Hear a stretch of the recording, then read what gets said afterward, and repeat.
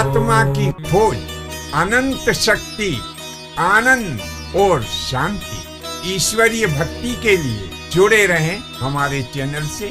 आपका अपना चैनल गुरु अशोक तिवारी, लाइक और सब्सक्राइब करना ना भूलें। धन्यवाद। जय माता की, जय परशुराम। श्री गणेशाय नमः। प्रिय बंधुओं, जब महाभारत का युद्ध निश्चित हो गया तब क्या हुआ कि दोनों पक्षों की सेनाएं अपने अपने शिविरों में युद्ध की तैयारी करने लगी। ऐसे ही समय में दोनों पक्षों के महानुभावों ने मिलकर के विचार किया कि क्यों ना युद्ध के कुछ नियम बना लिए जाएं।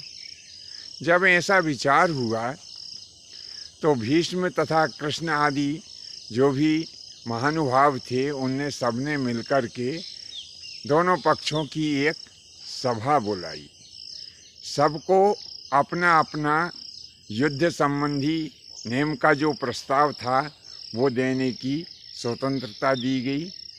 तब कुछ ऐसे नियम हैं जो सर्वसम्मति से वहाँ पर पारित किए गए। इनमें सर्वप्रथम नियम ऐसा बनाया कि युद्ध सूर्य उदय के पश्चात प्रारंभ होगा और सूर्य अस्त के बाद में युद्ध समाप्त हो जाएगा। तो जब युद्ध समाप्त हो जाए यानी सूर्य अस्त हो जाए तो फिर कोई योद्धा किसी के ऊपर आक्रमण नहीं करेगा और युद्ध समाप्ति के पश्चात यानी रात्रि के समय सब लोग एक दूसरे से प्रेमपूर्ण व्यवहार करेंगे। जो योद्धा जिससे मिलना चाहे उसके मिलने पर कोई प्रतिबंध नहीं होगा। सब एक दूसरे से खुशी खुशी मिलजुल सकेंगे।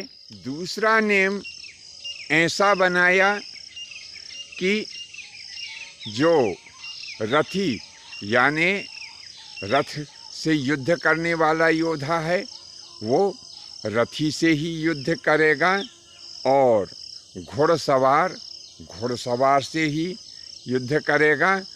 गज सवार यानी हाथी के ऊपर जो सवारी करके युद्ध करता है वह गज सवार से ही युद्ध करेगा और पैदल पैदल से ही युद्ध करेगा।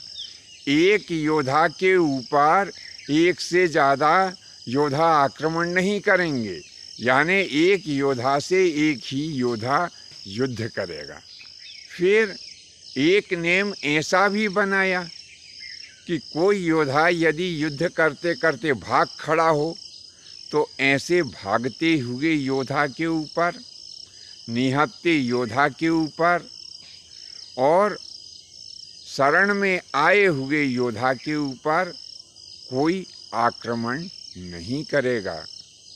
इसी प्रकार से जो सामान यानी रसद आदि ढोने वाले जो सेवक हैं उनके ऊपर कोई आक्रमण नहीं करेगा। जो युद्ध क्षेत्र में चिकित्सा करने वाले वैद्य हैं इनके ऊपर भी कोई आक्रमण नहीं करेगा।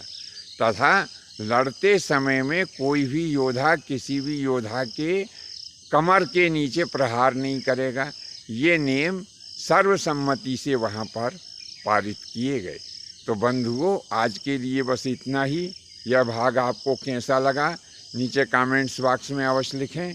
आज्ञा दीजिए। धन्यवाद। जय माता की, जय परशुराम जी की।